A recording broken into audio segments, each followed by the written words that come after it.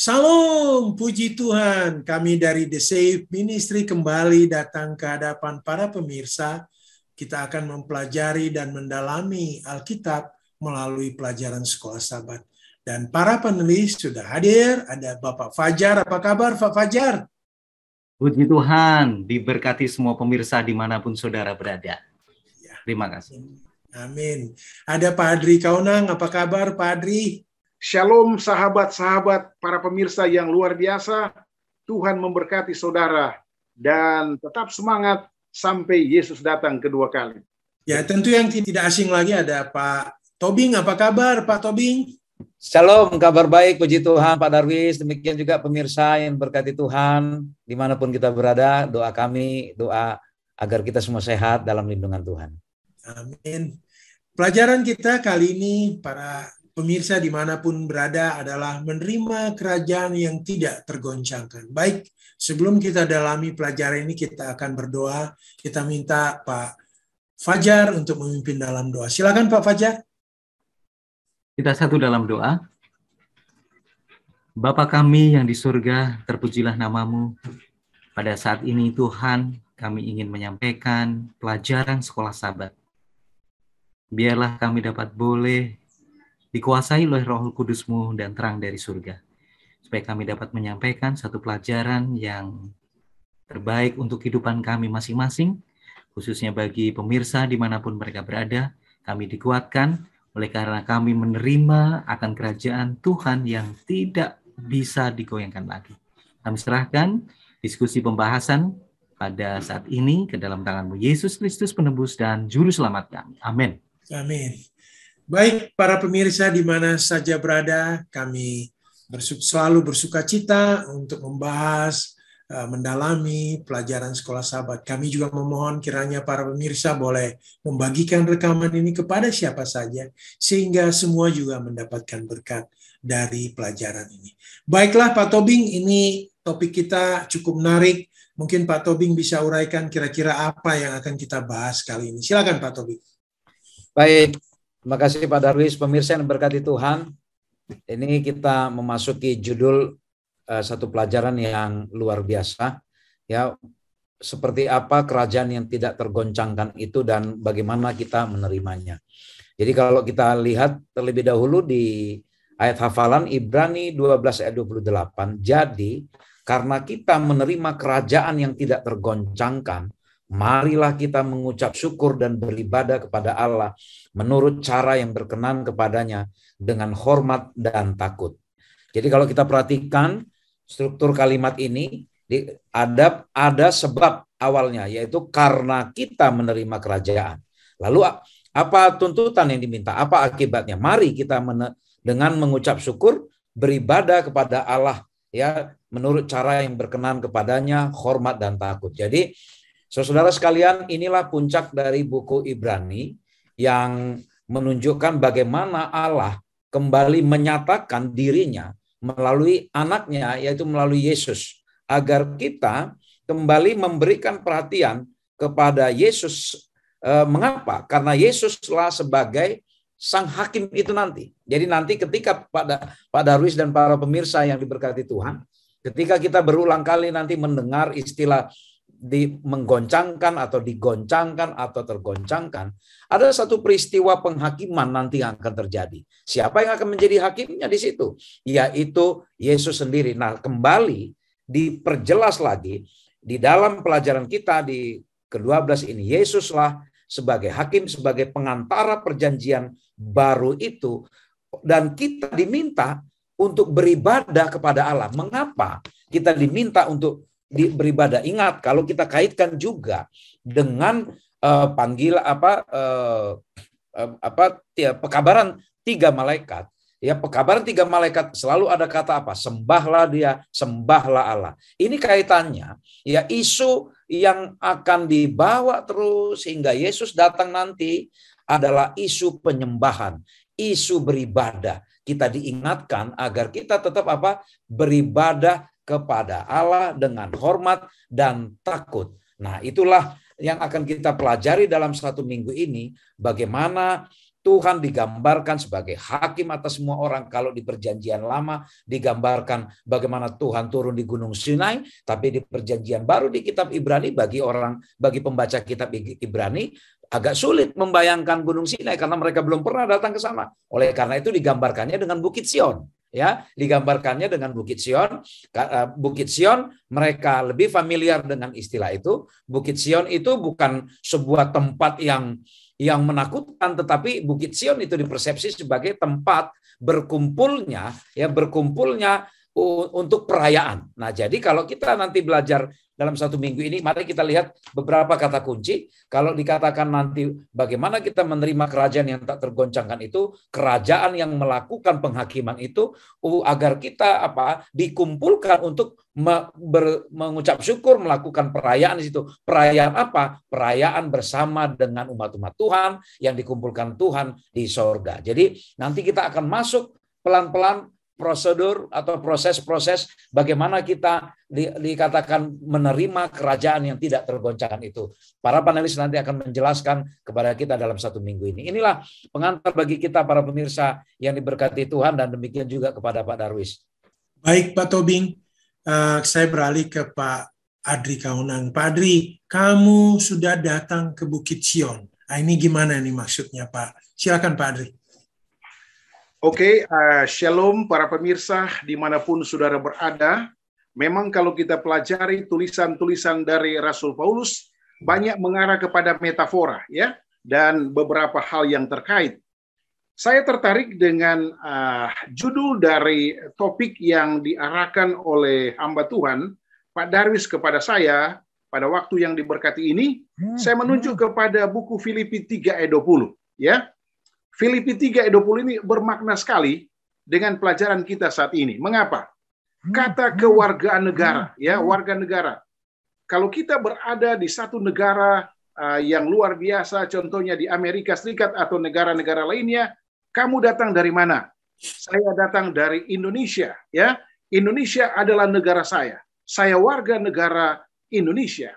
Ada satu kebanggaan yang luar biasa dengan kata Indonesia, karena Indonesia ini memiliki bermacam-macam ragam suku dan sebagainya, pulau-pulau yang indah dan sebagainya, dan tentunya ini adalah intisari dari kata kewarganegara Indonesia, ya, Adri Kaunan. Nah, saudara dan saudari, kita hubungkan kata kewarganegara ini dengan buku Ibrani pasal 12 ayat 22 sampai 24, ya. Sangat mudah tulisan Rasul Paulus. Dikatakan bahwa para pemenang, ya, para pemenang. Mengapa saya sebut dengan para pemenang? Karena anak domba Allah, Yesus Kristus, sebagai negosiator, sebagai penjamin, sudah mati bagi saya dan saudara. Dengan pelajaran sebelumnya, iman kita membuktikan bahwa kita berhak untuk mencapai beberapa poin dalam Ibrani 12 ayat 22 sampai 24. Dikatakan, tetapi kamu telah datang ke Bukit Sion, atau surga, atau Yerusalem baru, ke kota Allah yang hidup, Yerusalem surgawi, dan kepada beribu-ribu malaikat, suatu kumpulan yang meriah dalam pesta perayaan. Secara konsep teologia, saya dan saudara tidak memahami lebih dalam.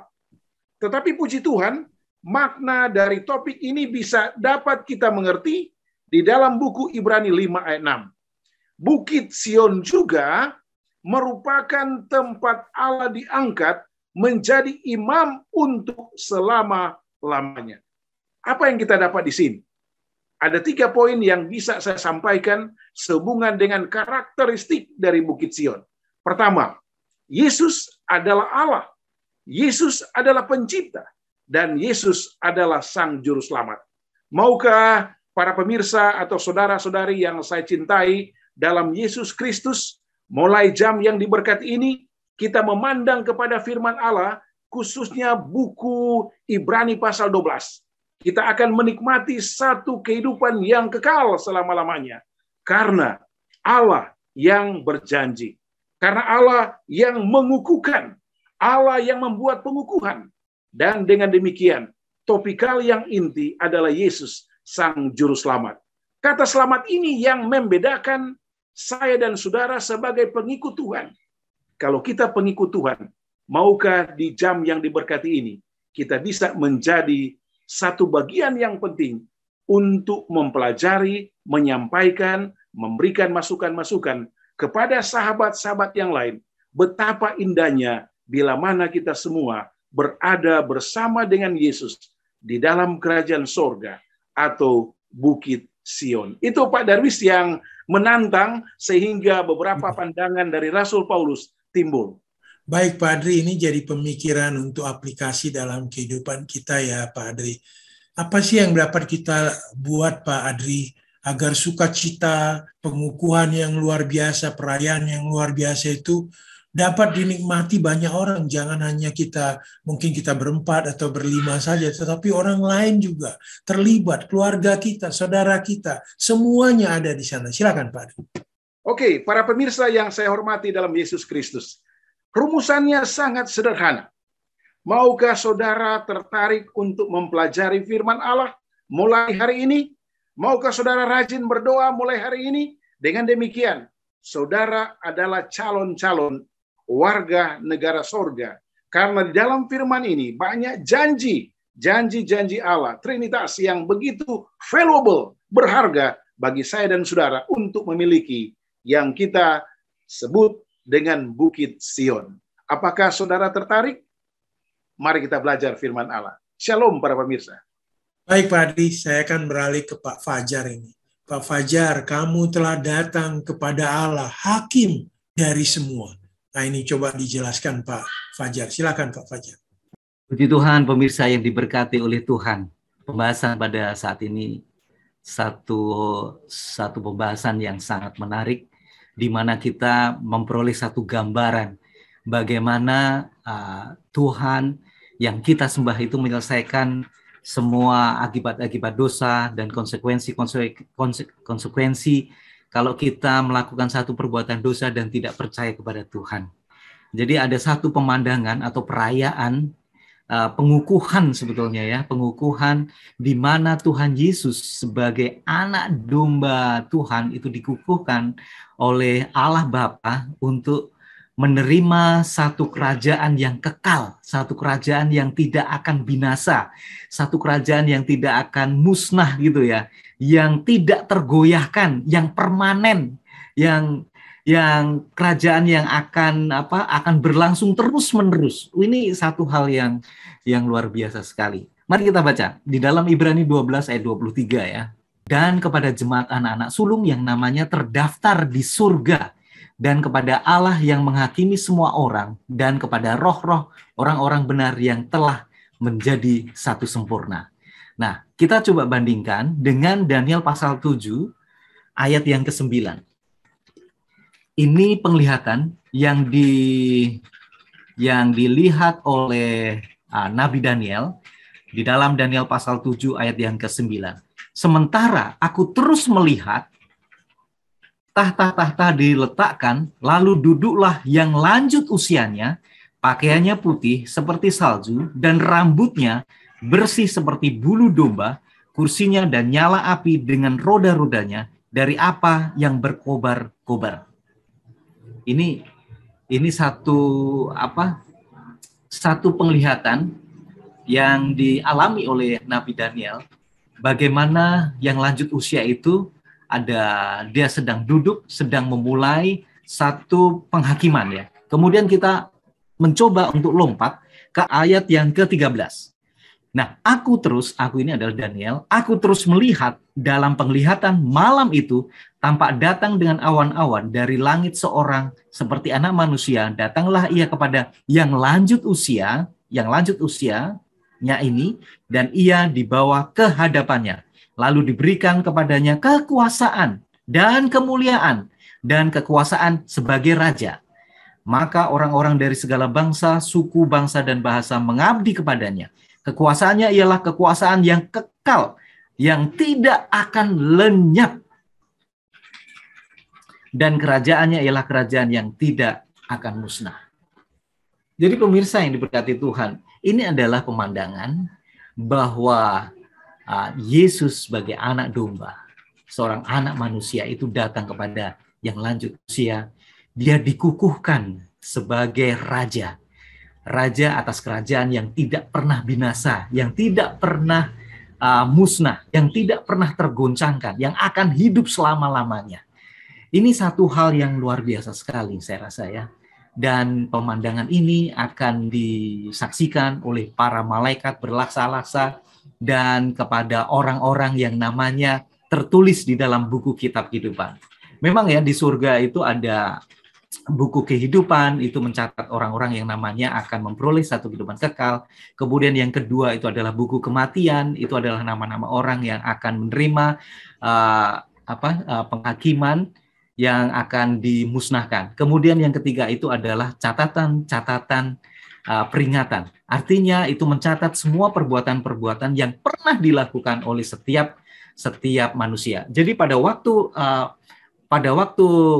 penghakiman, buku-buku catatan-catatan itu yang akan dibuka. Apakah mereka akan menerima Yesus sebagai juru selamat mereka atau tidak? Kalau mereka menerima dengan iman mereka, maka nama mereka akan dicatat di dalam buku kehidupan. Nah, di dalam buku kehidupan ini, semua daftar seluruh umat manusia yang percaya kepada Tuhan, kepada Yesus, akan menyaksikan pengukuhan Yesus yang kita sembah itu sebagai Raja. Sangat-sangat luar biasa. Demikian, Pak Daris. Baik Pak Fajar, ini pemikiran, ini aplikasi dalam kehidupan.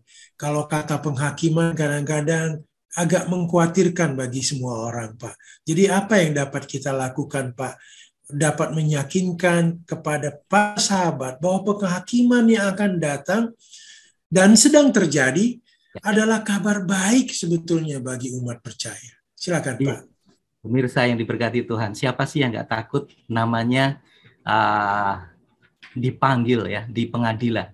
Bahkan mungkin status kita sebagai tersangka atau sebagai terdakwa. Saya coba akan gambarkan begini. Pada waktu pengadilan, misalnya di dunia ini ya, ada seorang yang terdakwa, kemudian ada jaksa penuntut umum, ada lawyer atau pembela, kemudian ada hakim, kemudian ada saksi-saksi. Siapa sih jaksa penuntut umum? Setan sendiri. Siapa pembela kita? Yaitu Yesus. Siapa saksi-saksi? Saksi-saksi yang melihat perbuatan baik kita, yang dicatat dalam buku-buku catatan surga, itu adalah para malaikat. Dan siapa hakimnya? Hakimnya adalah Allah Bapa kita sendiri. Nah, coba kita bayangkan, kalau kita memperoleh satu kabar ya, hakimnya itu adalah saudara kita. Dan pembelanya itu adalah Yesus sendiri. Yesus itu sendiri. Bagaimana kita bersuka cita untuk mendengar kabar itu ya? Wah, ternyata hakimnya bukan orang lain lagi. Dia adalah saudara kita, sahabat kita. Tentunya kita akan memperoleh satu vonis yang meringankan. Apalagi Tuhan Yesus sebagai pembela kita. Dia yang akan menjadi satu garansi ya. Dia yang menebus dosa kita melalui darah yang sudah tercurah. Tentunya Pak Darwis, tentunya kalau pembela atau lawyer atau Tuhan Yesus itu yang akan membela kasus kita di pengadilan nanti, kemudian kita lihat Allah Bapa kita yang mana tadi saya sempat mendengarkan panelis saudara Elvin bahwa hakim itu dia serahkan juga kepada anaknya. Sekarang si anaknya itu adalah Yesus sebagai pembela, dia sekaligus hakim kita. Dan kita tentunya kalau kita sudah terima Yesus, kita pasti akan diputus bebas. Inilah kabar sukacita yang tidak diketahui oleh orang. Nah, kabar sukacita ini bahwa pembelanya adalah Yesus, lawyernya Tuhan Yesus, hakimnya adalah Tuhan Yesus sendiri. Ini merupakan satu kabar sukacita bagi kita. Kita tidak perlu takut. Kita tidak perlu takut untuk menghadapi pengadilan surga. Karena pengadilan surga sudah dinyatakan bahwa itu adalah milik anak manusia, yaitu Yesus Kristus. Pada saat kita terima Yesus, kita sudah yakin bahwa kita nanti akan diputus bebas. Kita percaya bahwa Yesuslah yang membela kita di hadapan Allah Bapa kita. Demikian Pak Daris. Baik Pak Fajar, saya kembali ke Pak Tobing ini. Pak Tobing, ini inti dari pelajaran kita menggoncangkan langit dan bumi. Apa ini Pak Tobing? Silakan Pak Tobing. Baik, terima kasih Pak Darwis. Saya meneruskan yang sudah diterangkan oleh panelis saudara Fajar mengenai tadi poinnya sudah disinggung, ini bicara masalah penghakiman. Ya, namun sebelumnya kita coba sama-sama dengarkan dulu. Saya bacakan dulu di dalam Ibrani 12 ayat 25 sampai 27. Jagalah supaya kamu jangan menolak Dia yang berfirman. Sebab jikalau mereka yang menolak Dia yang menyampaikan firman Allah di bumi tidak luput, apalagi kita jika kita berpaling dari Dia yang berbicara dari sorga. Waktu itu, ini Pak Darwis ya kuncinya, waktu itu suaranya menggoncangkan bumi, tetapi sekarang Ia memberikan janji, satu kali lagi aku akan menggoncangkan bukan hanya bumi saja, melainkan langit juga. Jadi pemirsa yang berkati Tuhan, kita perhatikan kata satu kali lagi aku akan menggoncangkan. Ayat 27, ungkapan satu kali lagi menunjuk kepada perubahan pada apa yang dapat digoncangkan, karena Ia dijadikan supaya tinggal tetap apa yang tidak tergoncangkan. Jadi ini merujuk kepada bagaimana Allah mengembalikan citra Allah di muka bumi ini melalui proses penghakiman. Allah sudah menggoncang, kalau bicara menggoncangkan, kalau di dalam konteks perjanjian lama itu selalu kata menggoncangkan itu dikaitkan dengan bagaimana Tuhan hadir menyelamatkan umatnya. Kalau di masa hakim-hakim dulu ada bahasa Tuhan menggoncangkan gitu, itu tandanya berarti tanda perang itu Pak Darwis. Ya, ada tanda perang, ada tanda bahwa ada satu keadilan harus ditegakkan kalau Tuhan sudah sampai mengatakan seperti itu. Nah, sama dalam hal ini juga pada waktu Yesus mati dan bangkit, bumi Allah sudah menggoncangkan dunia ini, sudah mengalahkan setan. Tetapi Paulus katakan ya di dalam pelajaran kita, Paulus berkata, meskipun Yesus telah bertahta di sorga, keselamatan kita belum menjadi sempurna. Iya, Yesus sudah mengalahkan setan, dia sudah naik ke sorga, keselamatan kita belum sempurna. Harus digoncang lagi sekali lagi. Langit dan bumi ini ya digoncang dalam arti tidak dihancurkan ya. Kalau digoncang itu digoyang-goyang gitu supaya hal-hal yang memang tidak terikat ya, yang tidak terikat kuat itu berjatuhan ya, supaya lepas. Nah, jadi nanti ketika Allah menggoncangkan lagi bumi ini, langit dan bumi ini, nanti hal-hal yang tidak terikat kepada sifat dan karakter surga itu akan hilang. Sifat-sifat jahat, dosa-dosa itu yang akan digoncangkan Allah. Ya, maka hanya orang-orang yang setia, orang-orang yang mengasihi Allah, karena itulah sifat yang melekat kepada sifat surga, itu yang tidak tergoncangkan. Ya, jadi saudara sekalian para pemirsa yang diberkati Tuhan, jangan sampai kita oleh karena kita masih memelihara sifat jahat, karakter buruk, ketika digoncangkan, kita lepas. Karena apa? Karena bautnya tidak kuat. Kenapa? Beda bautnya. Bautnya surga itu kasih, bautnya kita masih jahat, nggak nyambung. Maka akhirnya kita bersama-sama setan dan malaikat jahatnya ikut digoncangkan, ya ikutlah dirusakkan ya di dalam proses penghakiman nanti. Jadi ketika bicara menggoncangkan langit dan bumi, inilah cara Tuhan menunjukkan kedikdayaannya, kekuasaannya atas langit dan isi semesta ini, bahwa Dia berhak membersihkan itu. Artinya apa? Keadilan harus ditegakkan. Yang lemah, yang tadinya tertindas, kita yang merasa tadinya tertindas karena menegakkan kebenaran ini, sabar. Nanti Tuhan akan goncangkan langit dan bumi ini.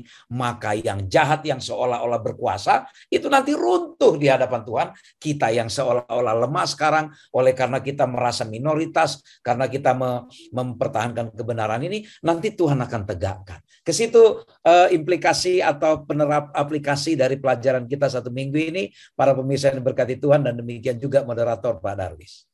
Baik, Pak Tobing, ini hanya pemikiran aja untuk kehidupan. Apa, Pak, persiapan yang kita siapkan untuk menghadapi janji Tuhan yang akan menghancurkan iblis dan pengikutnya, yang dapat memberi harapan dalam kehidupan kita saat ini, Pak Tobing?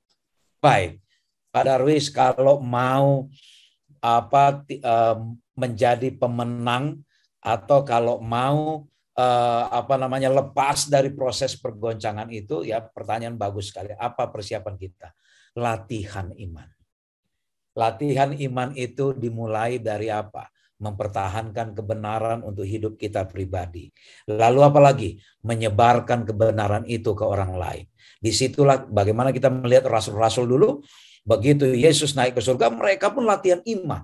Menyebarkan itu, mengabarkan itu ke orang lain. Ada yang dianiaya, ada yang dipenjara, ada yang macam-macam. Samalah juga dengan di kitab Ibrani, para pembaca kitab Ibrani. Itulah persiapan mereka. Mereka berjuang, ya, mereka mempertahankan iman. Itulah yang perlu kita lakukan, yaitu latihan. Ya, maka dimulai dari sekarang. Sekecil apapun kebenaran yang kita terima, mari kita hidupkan, kita latih di dalam hidup pribadi kita, dan kita kabarkan itu ke orang lain. Itu Pak Darwis. Baik, Pak Tobing, saya beralih kembali ke Pak Adri Kaunang nih. Pak Adri, kerajaan yang tidak tergoncangkan. Kita lanjut ini pembahasan dari Pak Tobing. Silakan Pak Adri. Oke, shalom para pemirsa yang luar biasa. Dimanapun saudara berada, saya tertarik dengan mengkaitkan beberapa ayat. Ya. Pertama, Ibrani 12 ayat 27 dikaitkan dengan buku Daniel pasal yang ke-7 ayat 18. Mengapa ini terjadi? Saudara, mari kita lihat karakteristik dulu dari orang-orang yang disebut pewaris kerajaan Allah. Ya, saya ingin membagikan beberapa poin penting dalam buku Kejadian antara penyembahan yang benar yang dilakukan oleh Habel kepada Allah dan penyembahan yang tidak benar yang dilakukan oleh saudaranya, ya, yang kita sebut dengan Kain. Ini dapat mengimplikasikan, membawa pemikiran kita kepada buku Daniel pasal 7 ayat 18 bahwa sahabat-sahabat yang memiliki kategori seperti yang dilakukan oleh Habel akan memiliki kerajaan selama-lamanya. Itulah yang kita sebut dengan tidak tergoncangkan. Mengapa? Karena dikatakan bahwa ada Yesus yang akan bersama-sama dengan kita untuk tinggal secara keabadian. Dan stabilitas dikaitkan dengan Yesus, dan Yesus adalah imamat yang rajani. Mengapa?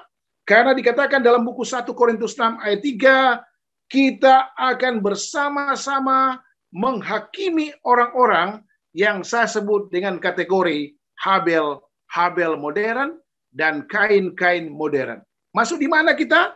Nah, kita akan melakukan penghakiman bersama Dia, Yesus Kristus, untuk kekuatan yang jahat yang menganiaya orang-orang yang benar, termasuk kuasa iblis, power iblis dihancurkan oleh Yesus sebagai kapten, pilot nakoda yang luar biasa. Sehingga kita bersama dengan Yesus menurut Daniel memiliki kerajaan yang kekal selama-lamanya. Artinya, tidak terbatas, tidak dapat dipikirkan oleh manusia. Maukah saudara bersama di pihak Yesus? Nah, maukah saudara bersama dengan kita semua yang ada, yang sementara membawakan kabar baik ini, untuk selalu mengatakan bahwa Yesus adalah pilot dan kapten kapal yang selalu menuntun kita menuju kepada satu kerajaan yang tidak tergoncangkan. Menurut Mazmur 15 ayat 5, kota Sion yang indah. Itu Pak Darwis yang sedikit berhubungan dengan topik tadi. Baik Pak Adri, ini pemikiran aja Pak Adri. Kita kan hidup di dunia ini pasti ada goncangan-goncangan kecil yang kita hadapi, yang dilakukan setan. Ya, apa yang harus kita buat Pak sekarang ini kalau ada goncangan-goncangan kecil itu? Apa sikap kita? Silakan Pak. Ya, ada satu kutipan dalam Life Sketches halaman 176. Ya, dikatakan bahwa kita tidak boleh lari atau bertidak hadapan dengan Yesus. Pandanglah kepada Yesus setiap saat, bergantung kepada Yesus, pikirkan tentang Yesus, maka kehidupan rumah tangga kita, saudara-saudara kita, akan memiliki satu pergerakan ke arah positif dan menghasilkan satu kehidupan yang kekal. Itu Pak Darwis yang secara simpel bisa kita bagikan. Baik Pak Adri, saya mau beralih kembali ke Pak Fajar ini. Pak Fajar, ini satu yang sangat kita harapkan. Marilah kita mengucap syukur. Mungkin Pak Fajar bisa menguraikan ini. Silakan Pak. Kitab Ibrani yang ditulis oleh Rasul Paulus ini diakhiri dengan nasihat-nasihat yang terbaik untuk orang-orang Ibrani dan khususnya untuk kita semuanya. Ini Rasul Paulus menantang kita semuanya untuk merespon apa yang dilakukan oleh Tuhan Yesus, yaitu pengorbanan dia di atas kayu salib, kemudian sebagai perantaraan dia datang menghadap Allah Bapa yang ada di surga. Nah, ini menantang kita juga untuk merespon yang sudah dilakukan oleh Tuhan Yesus. Apakah kita melakukan apa ya dengan apa yang sudah dilakukan oleh Tuhan atas kita semuanya. Kita coba baca di dalam Ibrani pasal 12 ayat yang ke-28. Ini sebetulnya ayat inti kita. Ibrani 12 ayat 28. Jadi karena kita menerima kerajaan yang tidak tergoncangkan, marilah kita mengucap syukur dan beribadah kepada Allah menurut cara yang berkenan kepadanya. Saya garis bawahi yang ada kata mengucap syukur. Marilah kita mengucap syukur. Ini satu nasihat yang terbaik dari Rasul Paulus.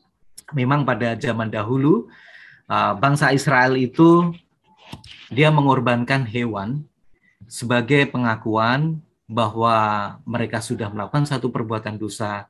Kemudian sebagai satu ucapan syukur, mereka datang membawa hewan tersebut kepada imam. Kemudian imam ini mempersembahkan korban bakaran mereka. Nah, apa yang perlu kita lakukan, yaitu bahwa kita mau melakukan apa yang dikehendaki oleh Tuhan. Kita lihat di sini bahwa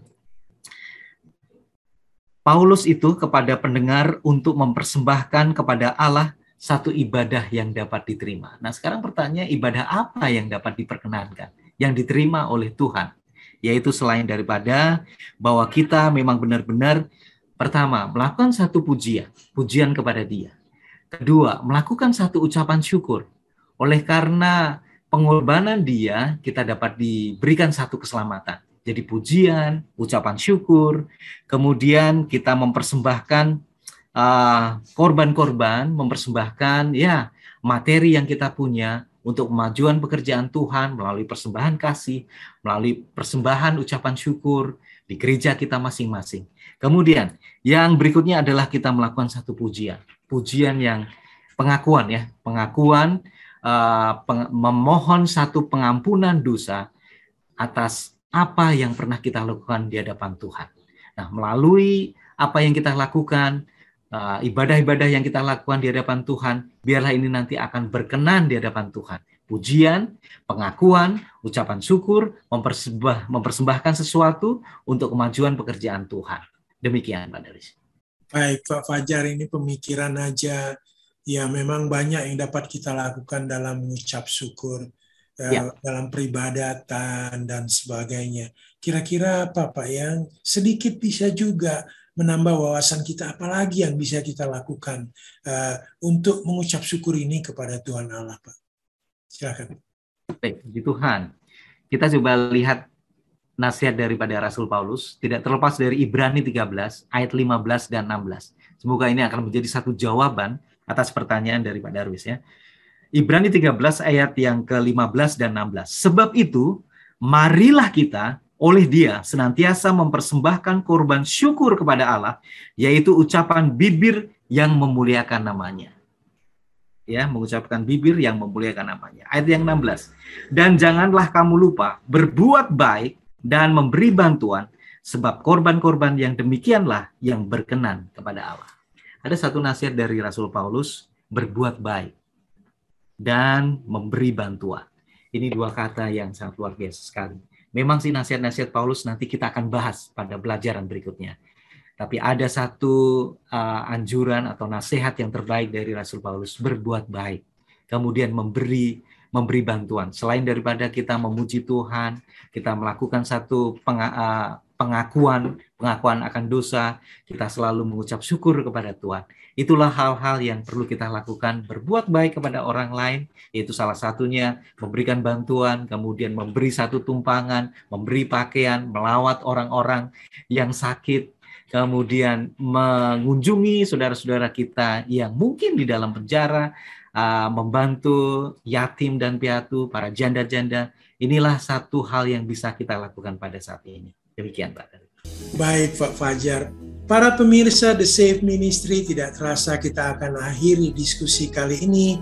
Dan sebelumnya kita minta Pak Tobing untuk memberikan kesimpulan dan kata penutup dari diskusi ini untuk kepada para pemirsa semua. Silakan Pak Tobing. Baik, terima kasih Pak Darwis. Pemirsa ini berkati Tuhan, tibalah waktunya nanti Tuhan akan menggoncangkan langit dan bumi ini. Selama 1000 tahun nanti akan terjadi proses penghakiman itu. Dan kita akan diberikan kesempatan untuk menghakimi orang-orang yang fasik. Oleh karena itu jangan menghakimi dulu sebelum waktunya. Belum waktunya sekarang kita menghakimi. Kalau nanti yang lanjut usia itu datang, maka disitulah benar-benar keadilan akan ditegakkan. Yang benar akan mendapatkan upahnya. Yang jahat juga akan mendapatkan upahnya. Maka kekuasaan setan yang seolah-olah sekarang tampak menguasai kita, langit dan bumi ini seolah-olah dia kuasai semuanya. Tapi itu nanti hanya sementara. Kita melihat bahwa yang lanjut usia itu memegang kendali semuanya. Dan biarlah kita menjadi bahagian dari orang-orang yang diberikan kekuasaan untuk menghakimi nanti di masa 1000 tahun itu. Dan bahkan kita pun diberikan kesempatan menghakimi setan bersama malaikat-malaikatnya. Oleh karena itu, marilah kita menyembah Allah, beribadah kepadanya dengan cara yang berkenan kepada Allah. Sehingga ketika langit dan bumi ini digoncangkan, kita tetap didapati setia. Dan kita duduk bersama Allah, membuka kitab-kitab, ya, buku kehidupan, ya, mengapa semua ini terjadi. Disitulah kita akan melihat betapa Allah kita itu adil dan sangat berkuasa. Puji Tuhan, kita diperkenalkan kepada sebuah kebenaran yang membukakan pemikiran kita, mata hati kita, mata iman kita. Ini kebenaran ini. Mari kita pegang erat-erat. Jangan lepas lagi. Dan kita bawa ini ke banyak orang lagi, supaya semakin banyak orang yang memegang erat pekabaran ini. Dan semakin banyak orang yang berkumpul bersama kita di perayaan itu nanti. Di pesta inaugurasi itu. Di perayaan yang besar itu.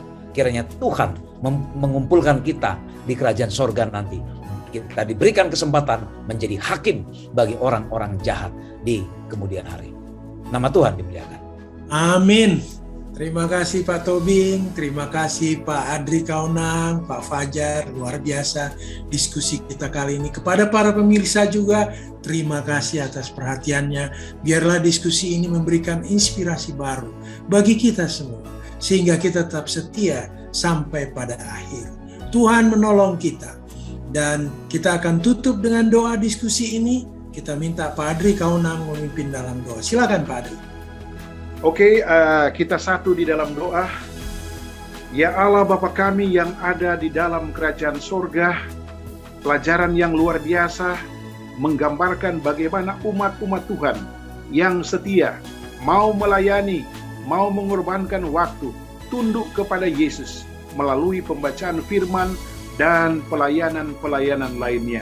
Terima kasih Bapa karena Engkau telah menjanjikan melalui Dewan Musyawarah Allah satu kota Sion yang luar biasa, Yerusalem baru sorga yang menjadi penghuni para warga-warga yang setia kepada Yesus, termasuk para pemirsa yang sementara menonton acara ini. Terima kasih Bapa, terpujilah namamu. Dalam nama Yesus Kristus kami sudah berdoa. Haleluya. Amin. Amin. Sekali lagi terima kasih para panelis, terima kasih juga kepada produser kami Bapak Simon Gumanti. Terima kasih atas kesetiaannya dalam memproduksi video ini. Dan kepada pemirsa, kami memohon kiranya tolong membagikan video ini dan subscribe juga agar kiranya pekabaran ini boleh sampai ke seluruh dunia. Dukungan dari para pemirsa kami sangat harapkan. Sekali lagi terima kasih. Salam. Shalom. Shalom. Tuhan.